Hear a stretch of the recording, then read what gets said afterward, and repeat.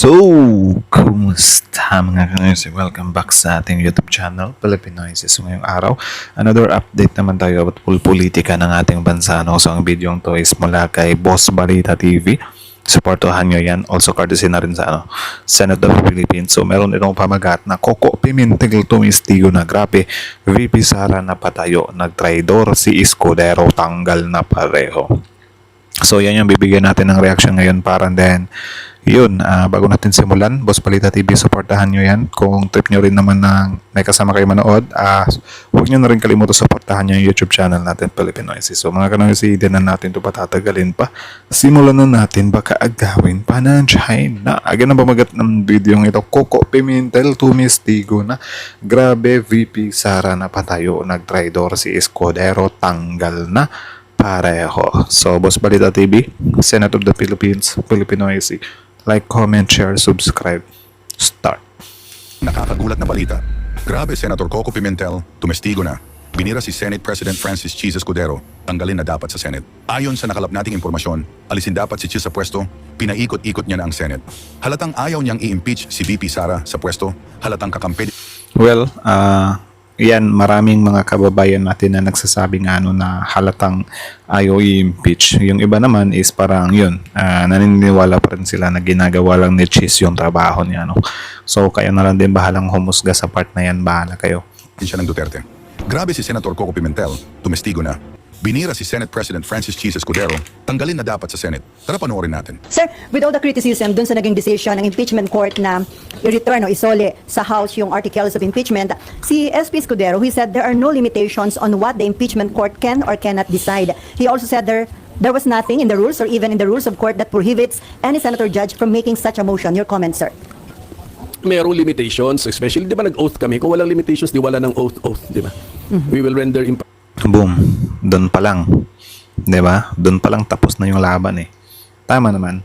Kasi hindi mo naman pwedeng sabihin pa rin na walang limitation tapos kapag mag-decide ka naman is parang yun nga nililimitahan mo yung yung chance na masimulan sana yung impeachment.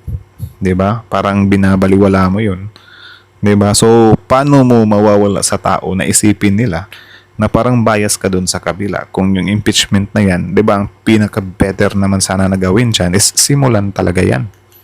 partial justice. So, bawal i-violate ng judge yun. So, if you're taking, if you're pursuing a partial position, partial stand, you're violating your oath to render impartial justice. Then, of course, there's a constitution. Yun ang absolute rule na bawal tawag mo doon, i-violate. Kaya sir ba nangyari from motion to dismiss, naging motion to remand, motion to return, and recently sinabi ho ni Attorney Tonggol, yung spokesperson ng Senate Impeachment Court, walang physical na binabalik sa House, ito lamang daw ay constructive referral, meaning tingnan daw ulit ng Kamara yung ipinasang articles of impeachment at dagdagan ito ng dalawang certification na hinihingi ng Impeachment Court. Yun lang. So, pwedeng, Ba't binago-bago, sir? Correct. Bakit? Nakikita nyo, nag-evolve yan, dismissal, remand, return, without dismissing or terminating the case. Ganun yung tatlo eh. Tapos ang gusto lang pala nila is Constructive to ask referral. questions. Sabi ko nga eh. Request for information lang ito eh. Di ba? Request for information. Why not simulan na lang yung impeachment na yan tapos doon na sila magtanong. Di ba? Nalatang pinapatagal lang din eh. O di, pwedeng mag-order ang court or sinabi ko nga, mas practical yung advisory na lang eh. Advisory na lang ng court sa House of Representatives Panel of Prosecutors that when you file your reply to the answer of the Vice President, in addition to replying to the answer the following questions from the court. 1, 2, 3, 4, 5. Hindi na kailangan mag-invento ng magical word na return, without dismissing or terminating the case. So sir, kung gano'n na lang, Tapos meron pa nga doon, until such time that. So, returned until such time that. So, masyado na. Inis na inis si Sir Coco doon eh. Ngayon kahit sino naman, kahit kayo naman siguro naiinis doon, di ba? Ang pina-complicate ang dapat simple lang na procedure. so sir, kung simpleng Tama. advisory ang ganawa ng Impeachment Court, hindi na kayo umani ng batikos from different sectors. Correct, kasi nga nag-invento kami ng bagong konsepto. Yun lang. So sir, ano yun? Ang sabi mo ba, nag-create ang Impeachment Court another issue to derail or to delay the impeachment? Ganun di ba ang impression niyo, sir?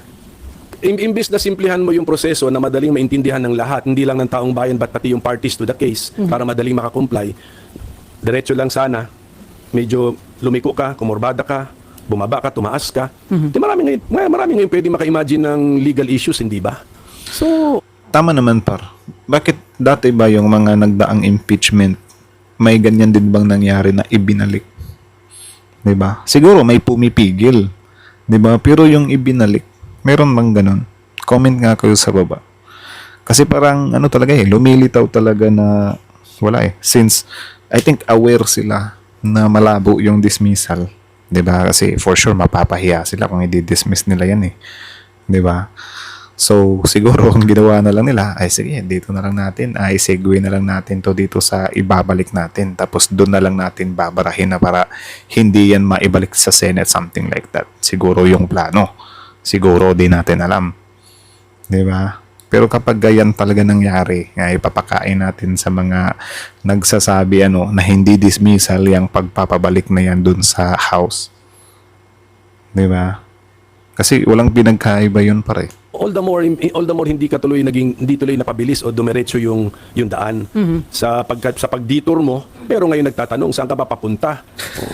Yan pag-detour mo, tamang rota pa ba yan? So mga hindi pa nanganganak pero pwedeng manganak ng mga legal cases. Pag sinabi mo pag may mga legal cases na, napo-focus ka na dun sa legal cases, hindi ka na dito ngayon nakafocus sa main issue.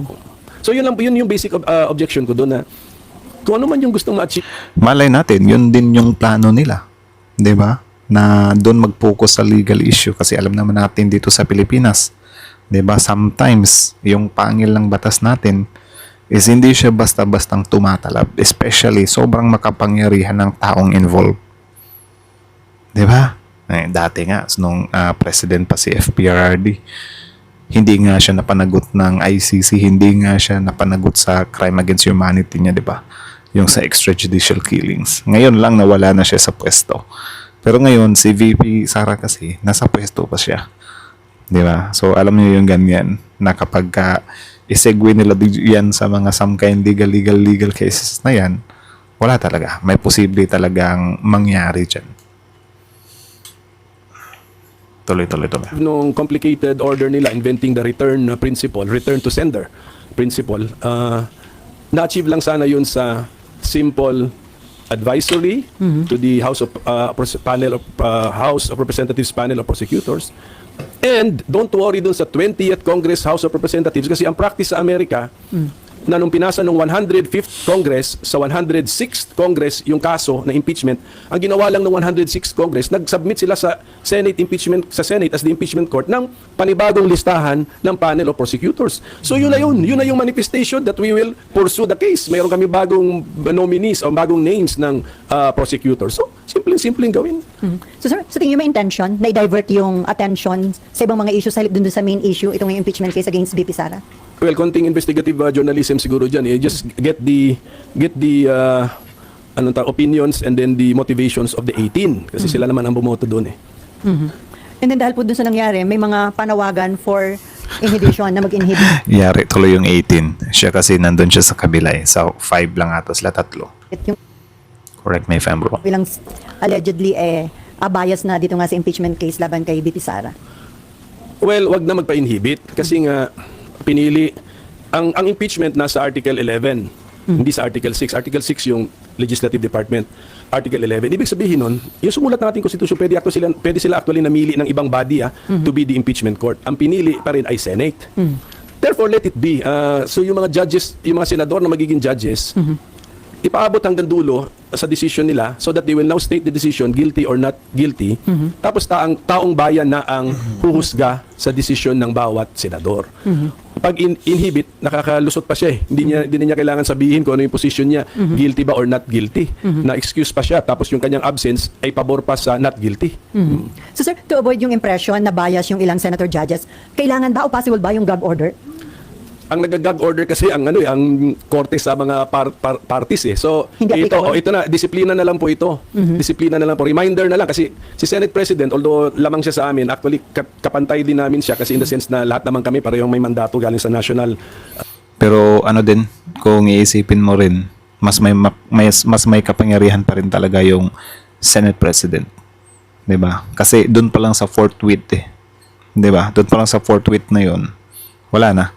Ipit na yung mga senador. 'di ba, over sa isang, Senate President. Siya yung parang nagde-decide sa part na yun eh. Kasi kung hindi, alam naman natin, nagbabardagulan pa nga sila Senator Risa Hontiveros dyan, di ba? Na yung fourth tweet na yan is dapat simula na. Tapos yung Senate President talaga is hindi talaga. Di ba? So, mas may power pa rin talaga siya. Ang ano lang talaga natin dito, if, yan nga, totoo yung mga sinasabi ng mga kababayan natin na baka biglang sumigwi si Escudero para siya daw ulit yung maging Senate President. Ewan ko kung totoo yun. Pero parang yun yung yun yung iniisip ng mga kababayan natin, So, kayo na lang din kung ano yung opinion nyo about yan. Comment down below. Constituency. So payo na lang, being the Senate President, ang aming Senate President din, abogado naman, nag-practice din siya, magpapayo na lang siya na please stop commenting on about the case, lalo na sa merits of the case, Ikaso lang, yung mga senador ni BP Sara, ang titigas ng ulo. Pati nga sila Senator Amy, di ba? Sila Senator Bato. Di ba? Dapat sana, wag nilang pag-usapan yan. Pero sila yung nangunguna. Di ba? Kinukuha nila yung simpatya ng taong bayan. Yun lang. So sad, so sad. Dapat kasi talaga, or kayo ba agree ba kayo? Or gusto nyo rin ba na sana yung mga senador ng bansang Pilipinas is abogado, attorney? Kasi, I mean, para kahit paano ba may kaalaman sila sa batas. Di ba? Comment down below. Yan lang naman. Kahit ano lang, basta lang may background na abogado. Para kung if ever diehard Duterte siya, at least mahiya-hiya siya sa balat niya, di ba? Na parang, uy, abogado ako, aware sana ako dito, pero parang ang hirap naman protektahan si BP Sara or sige kakainin ko na lang yung pride ko, something like that. Kasi kung wala talaga, para hindi abogado tapos senador ipapatakbo nyo dyan, wala, parang nagiging kengkoy lang yung kalalabasan. Kita nyo, Senator Bato, sabi niya ipapadismiss niya yung impeachment ni BP Sara. Diba? Tapos dinugtungan niya pa. Sinabi niya, hindi ako abogado. Anak ng teteng. Yan ang sinasabi ko eh. Magpapadismiss ka tapos wala ka naman palang, background sa abogado. Yan lang naman. case kasi pinagbabawalan nga natin yung mga parties eh. Pinagbabawalan ng parties na magkomento sa merits ng case sa labas ng korte. So, dapat yung nagbabawal din, meron din dapat sapat na disiplina to also observe Kagaya nyo, sabi nyo, you observe code neutrality. the cold neutrality of an impartial judge. Sir, over the weekend, sinabi nyo na hindi pa kayo ready Impartial to judge. answer yung legal question na kapag may mga mag-inhibit, anong number magiging basis for conviction? Ngayon ba, naaral nyo na at may sagot na kayo doon sa tanong na yun? Ang logical answer, kasi hindi ko alam kung tama ako, pero sa wording lang ng Constitution, kailangan all the members of the Senate and 2/3 doon ay magsabi ng guilty bago masabi nating na-convict ang impeached officer. So, kung merong senador Tama naman yun, and then yun nga, aware naman tayo, di ba, na medyo tagilid na tayo doon sa 2/3 kasi possible talaga hindi ma-convict si BP Sara.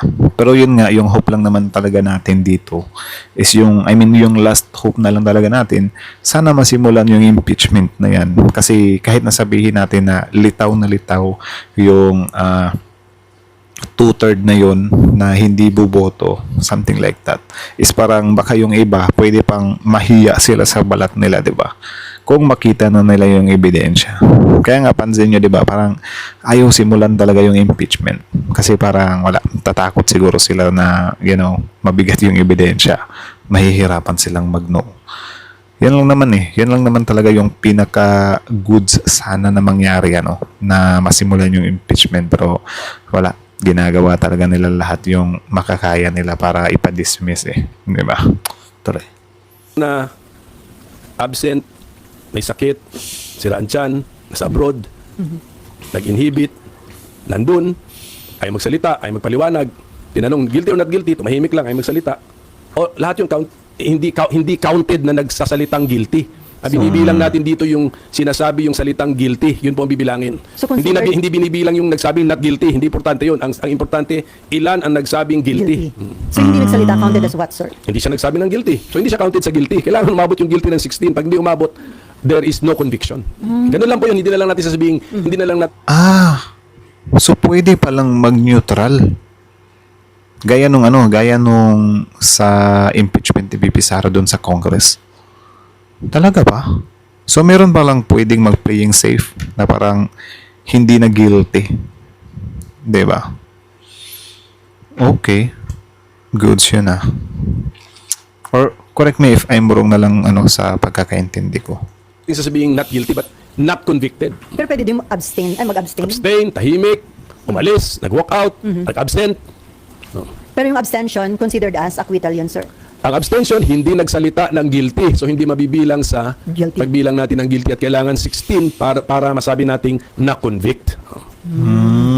Okay, si Daniel? Microphone. And then Lang, Nimpan? illegal ba yung ginawang motion on the floor? Kasi judge po yung nag-motion nung nag-convene po kayo. Illegal po ba yun? And baka pwede rin po ba maging puntos din yun ng depensa kung sakaling iakyat nila sa Supreme Court? Pag sinabi kasi natin illegal against the law, so Yun din yung pinaka inaasahan ng kabila, yung Supreme Court talaga. So, sana hindi tayo umabot sa punto na mabaliwala lang tong impeachment na to kasi kahit saang banda mo talaga tingnan pare, ang bigat talaga ng ebidensya par. siguro ito against the oath. I think it's against the oath kasi naka-oath ka na and then sasabihin mo you will render impartial justice and yet kinampihan mo na yung argumento ng isang partido. Pero well it has happened and then hindi naman pinagbotohan na actually inatras inatras naman ni Senator Bato Pero hindi naman kayo nagkaroon ng impression na well-planned yung nangyari kasi parang ganun ang naging impression ni Senator Risa Ontiveros. Well, if that is what you call a well-planned action, 'di ba? Parang pinapa-withdraw yata kay Senator Bato ayaw niyang i-withdraw Tapos so I don't know if it might have been planned but it was not well planned. Well, for me is naman talaga. May talaga parang planado ng konti. 'Di ba? Kasi syempre kung iisipin mo kahit sino man mag-iisip, sobrang labo ng dismissal. 'Di ba? Isipin niyo 'di ba ang dismissal sobrang labo niya kasi pagbabangayan talaga yan. And then, mapapahiya talaga yung ibang senador dyan kapag bigla nilang ipapadismiss. Kasi ang bigat nga ng ebidensya, di ba? So, parang ang system yan, magiging, siya, unsolved siya. Yung impeachment ni VP Sara, I mean, yung pera na nadikwat, unsolved siya. Di ba? So, pwedeng makasira yan sa mga senador this coming 2028 kung tatakbo sila ulit. Di ba? So, sige, sabihin na natin na yung yung pagpapadismiss na yan, malabo talaga yan. So, ngayon, itong next na plano nila, supposed to be, ipapabalik sa House. Ngayon, kung ipapabalik sa House, lang yung pinaka-main plan nila, kasi yun yung pinaka-effective para hindi makagawa pa siguro sila ng ibang tactic. 'Di ba? Kasi parang pinapabilis nga, 'di ba? So kung if ever ang i-order lang nila, kunyari hindi nangyari yung ipapadismiss ni Senator Bato, yung impeachment, yung argument lang talaga nila is ipabalik, 'di ba? Ipabalik yung impeachment sa House. Do you think hindi pagkakaguluhan 'yan? Do you think hindi pagdedebatihan 'yan? Do you think hindi pag-uusapan 'yan ng buong Pilipinas? Na ba't ipapabalik? 'Di ba? Do pinag-usapan siya pero hindi ganun kabigat. Bakit? Kasi meron silang dalawang plano, which is mas mabigat nga naman yung dismissal over sa ipapabalik. 'Di ba? So parang ikaw, parang na main condition ba na parang okay na yan na ipabalik, 'di ba? As long as hindi na-dismiss yung impeachment. 'Di ba? Tapos inassure ka pa ng mga senador, 'di ba, na parang yung pagpapabalik hindi yan dinidismiss, parang may tatanong lang kami tapos nasa sa kanila na yan kung ibalik nila ulit, 'di ba? Alam niyo yung ganyan, parang na main conditionin ka lang ba na wala lang, kung ikaw na lang para sa iyo hindi pa rin siya lost situation, 'di ba? Hindi pa rin siya talo na sitwasyon kasi kung yun nga hindi nag-file ng dismissal si Bato tapos ibabalik nila yon sa House, makaka-feel ka talaga na anak ng teteng. Ano ba yung pinagagawa nila? 'Di ba? Wala na ba talagang hustisya? Kasi ganun yan eh, nasisimulan na sana yung impeachment kasi alam naman natin, from June 2, minove ng June 11. So isipin nyo yan. Diba? So parang ano din talaga, may pagka-mind conditioning. Or kayo na lang din bahala. Intindihin nyo kung sa tingin nyo ganun din ba or agree din ba kayo. Kung hindi naman, comment nyo sa baba. Yung komento nyo. Tuloy. Okay. Okay, Jan. Sir, masasabi po bang na paboran yung defense sa naging action po ng Senate and on what way po? Napaboran naman talaga. For me lang yun. Ordinaryong tao. Kayo ba? Do you think hindi napaboran? Para sa akin napaboran eh. Kasi dapat nung June 11 pa lang, tapos na yan. Di ba? Wala lang. Wala, inuuto lang tayo eh. Kung napaboran po sila doon sa botong 18.5. Kung ang delay at saka ambiguity ay pabor sa impeached officer, masasabi natin na paboran si impeached officer. Kasi number one, na-delay talaga. Nag-recognize ang Senate Impeachment Court ng pause. This is a pause consciously made or adopted by the Senate Impeachment Court. Nag-pause siya eh. Conscious niya Hanggang noong Feb pa yan eh. Feb, tapos minove ng June 2, naging June 11, tapos wala na, binalik na sa House. Hindi na natin alam kung kailan ulit sisimulan. Diba? Sige lang, makakabawi naman tayo dun kay FPRRD. Tuloy. gawa. And then nag-introduce siya ng mga legal concepts and proceedings o procedure na masasabi nating hindi supported by the words of the Constitution and the Senate impeachment rules. Hence, it is inviting what? Yung sinabi ko noon, it's inviting a case. So, and a case equals delay. So, Delay. yun po yun. So, yun po yung danger na nangyari doon. Sir, from Marlon Ramos, get well soon. How do you feel about other senator judges openly lawyering for the defendant in the Senate impeachment proceedings? Well, katulad na sinabi ko, since yun yung kaya nga sinasabi natin, 'di ba, ang impeachment halong judicial, legal plus political. So, yun na po yun, meron din political price to pay. Political naman talaga. Diba? Tapos, partida yung mga yan na ayaw pa na pinopolitika. Tapos, itong pinagagawa nila ngayon sa impeachment, pinopolitika nila. Diba? Grabe. Bakit do you think yung bigla mong ipapadismiss na lang yung impeachment na yan na supposed to be sobrang bigat niyan? Do you think hindi yan politika? Hindi yan hinahaluan ng politika? Di ba? Tapos galing pa mismo sa mga hardcore Duterte senators. Senator Bato, Senator Amy, Senator Robin Padilla. So paano nyo masasabi na hindi yan pinopolitika? Di ba? Actually, ma-appreciate mo yan eh kung sino ba? Kunyari, si Win Gatchalian or si Coco Pimentel. Diba? Yung nagsabi na ipapadismiss nila. Diba? Kasi hindi sila galing sa dependent, hindi sila from Duterte Block. Diba? Yun yung masasabi mo talaga na, okay, hindi yan pamumulitika. Baka may nakita talaga siya. Pero kung yung galing mismo sa mga hardcore Duterte senators, diba? Doon pa lang eh. So, I will leave that to the judgment of the Filipino people. So, sila na po. Kaya nga, hindi nga ako conscious na naka-live pala tayo noon. Nalimutan ko na ganun palang interest sa impeachment. Naka-live na yata kayo. Monitor. So ganun. So, ibig sabihin nun, ang taong bayan na talaga ang mag-judge po sa kilos, actuation, salita ng ating mga senator judges. Okay, before Mab, sir, yung kampo ni BP Sara, nagsubmit na sila ng formal entry of BP Sara's lawyers. Patunay po ba ito na buhay at umuusad yung proseso ng impeachment against the Vice President? Oo nga, pero pagkabasa ko, meron yatang ad cautelam pa, pati yung appearance. Ang ibig sabihin ng ad cautelam with caution. So, isipin mo, meron pa silang gustong sabihin na nag-appear kami, pero may mga condition ito ha. O may mga, so, ibig sabihin, hindi ko alam kung ginamit nila na dahilan sa ad cautelam notice of appearance nila, ay yung order ng impeachment court noong June, ano pa sabihin? June 10. Malamang. Yun talaga yung ginamit nila. Kasi, yun nga imposibleng hindi parte ng plano nila yan. Di ba? From dismissal, tapos may second backup sila. Hinanda nila yan marunong yung mga yan eh. Tsaka, yun nga, mahirap din siyang pigilan kasi marami ding senador na nasa panig nila. Senado din natin kasi nakabase lang sa bilang anak ng teteng. Ano pang silbi ng batas natin kung nagbe-base lang din tayo sa bilang? Ay nako. So kapag ako pala, tatakbo ako ng presidente. Magpapatakbo ako ng mga solid na senators. So it means, kunyari, meron akong 12 na senador. Wala na. Solid na yon, 'di ba? Kahit na magnakaw siguro ako, hindi ako may impeach kasi solid yung mga senador ko eh. 'Di ba? Sila lang yung sasangka sa akin. Anak ng teteng talaga tong Pilipinas na to, par. Oh. So imagine mo kung wala yung ganun, kung straightforward lang yung order.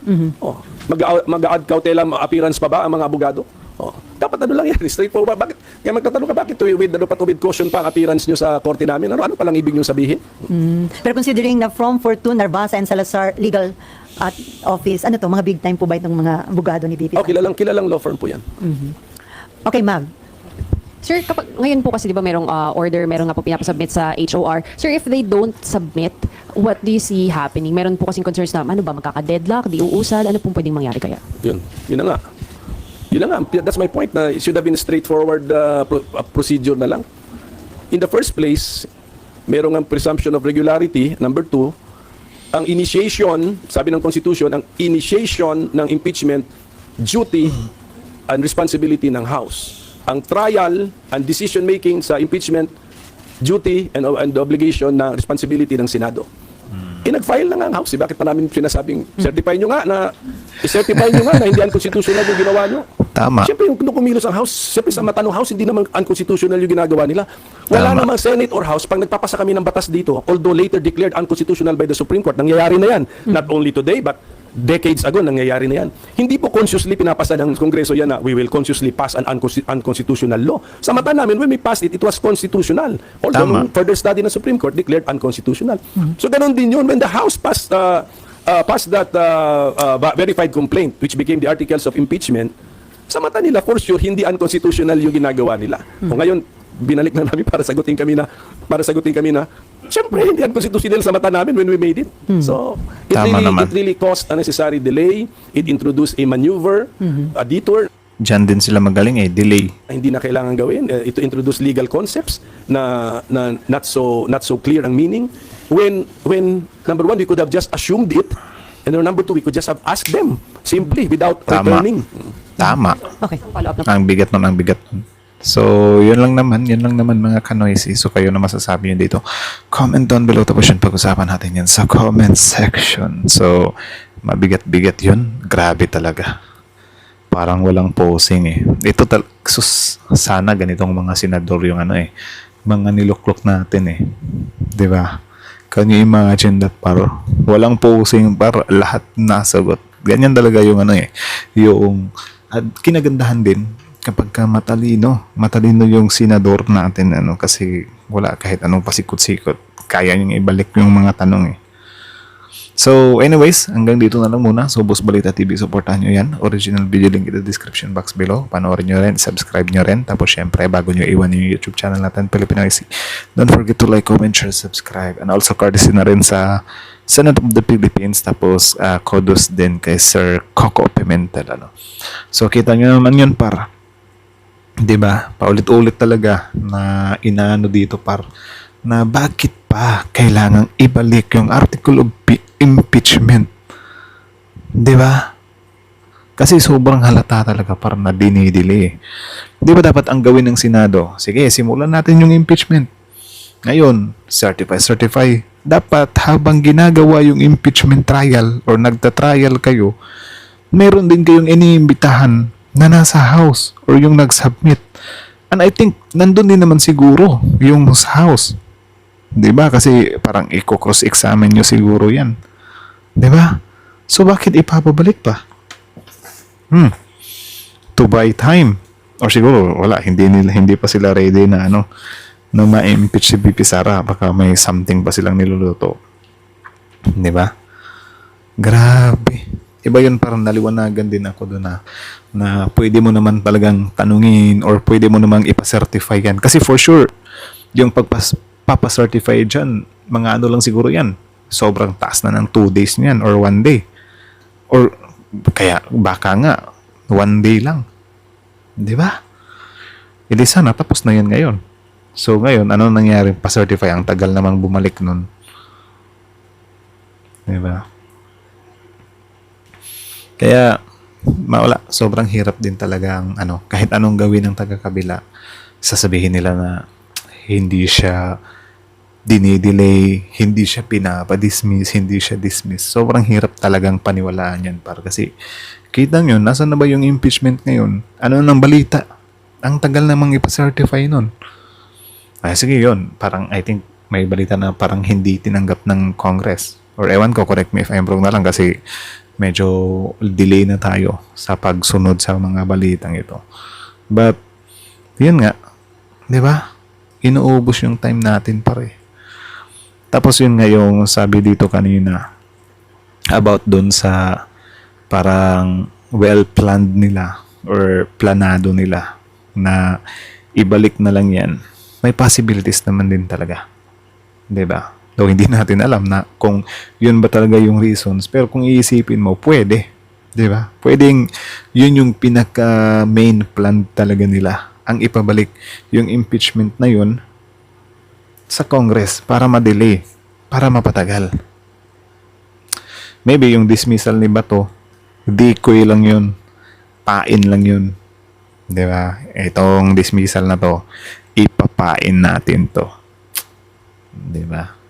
Alam niyo yung ganyan parang ano lang yan, ano bang magandang example diyan?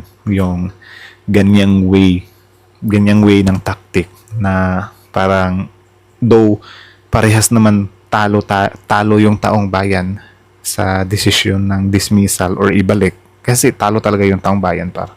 Pero yun nga yung way of mind conditioning nila, parang iisipin mo na lang na, sige na lang, okay na lang yan na ibalik, kaysa naman sa i-dismiss. Di ba? Pero hindi natin alam, yung pagpapabalik na yun, wala na, tagilid na yun. Parang pinapahina na yun, pinapahina na nun yung ano niya, yung arangkada niya. Imbis, marangkada na, parang, atras ka muna, balik ka ulit dun. Alam niyo yung ganyan. Diba?